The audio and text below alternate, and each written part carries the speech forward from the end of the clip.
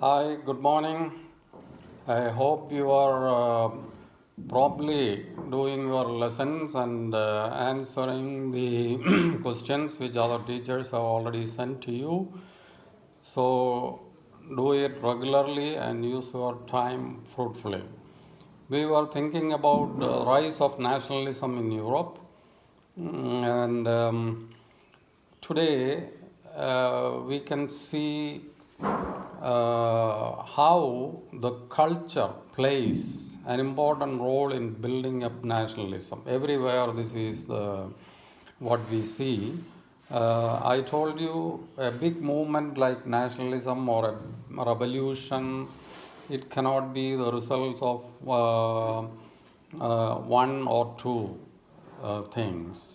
It doesn't happen one fine morning just like that. So many factors and so many thinkers, so many factors play their role in building up a big movement. How did culture play a part in building up nationalism in Europe? It is not just in Europe, everywhere you can see. Here also, you might have heard the poem written by Vallathol Narayana Menon. ഭാരതമെന്ന പേര് കേട്ടാൽ അഭിമാനപൂരിതമാകണം അന്തരംഗം കേരളമെന്ന പേര് കേരളമെന്ന് കേട്ടാലോ തിളയ്ക്കണം ചോര നമുക്ക് ഞരമ്പുകളിൽ. See, one sloga is better than perhaps 100 speeches. So it can go directly into the minds of the people. It touches the feelings and the emotions of the people. So here in Europe, we can see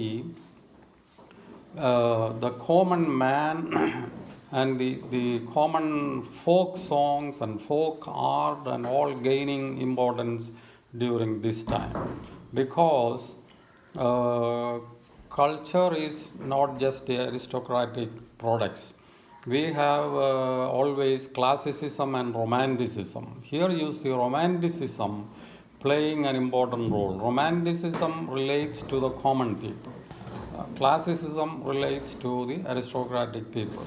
For example, Bharatanatyam is a classical art. Odissi, Kuchipudi, all these dance forms, these are Carnatic music. These are classical, but you take so many years to learn all these things. Only aristocratic, rich people can afford to do that.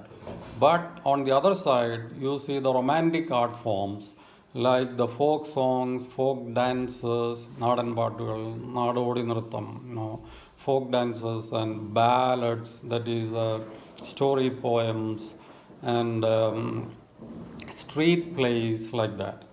So nationalist revolutionaries made very good use of all these things. So we see culture playing a very important role. Also, we have to see the importance of vernacular languages, that is, the local languages, the dialects. All these were effectively used.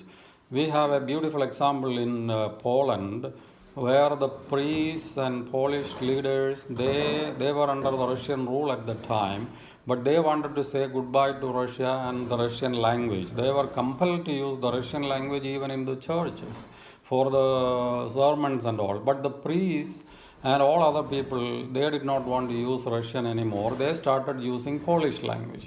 But many of them were banished from Poland. Many of them were put in jail, sent in exile. So still the people loved their own language, their own culture. So we have so many examples like this. So art directly appeal to the art forms directly appeal to the emotions of the people. That is why they make very good use of folk art and folk songs, etc. Another aspect is visualizing the nation through symbols. Symbolism also, like romanticism, we see symbolism also playing a very crucial role in building up nationalism. What is symbolism? Using symbols to capture the imagination and to instill nationalist spirit in the minds of the people.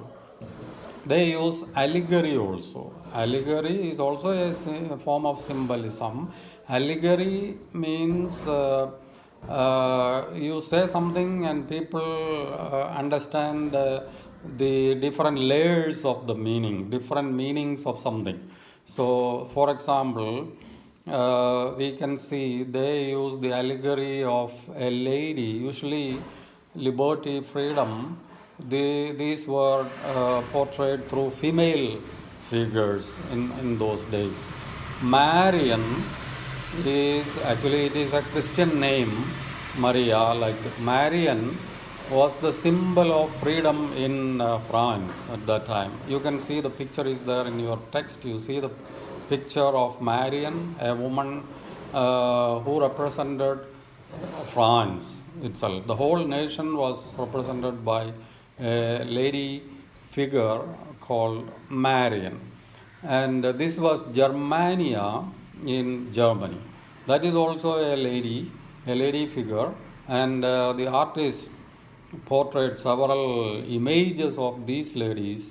So Germania represented freedom in Germany. These are allegorical representations of freedom and liberty.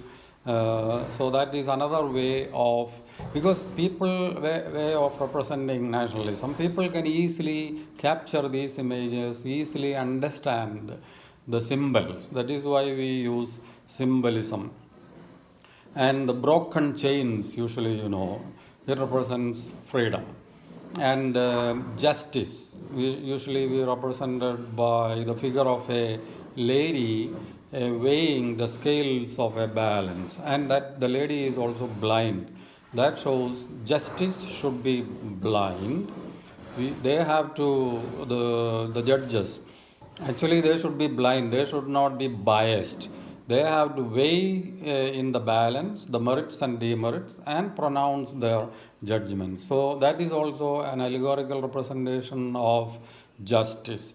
So we find so many images, so many symbols, so many allegories made very good use of in those days to represent nationalism and nationalist feelings.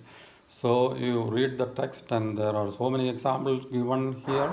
How romanticism played an important role, how symbolism, allegory, and such other representations, how vernacular languages played an important role in building up the spirit of nationalism in people. You can get questions also based on these examples.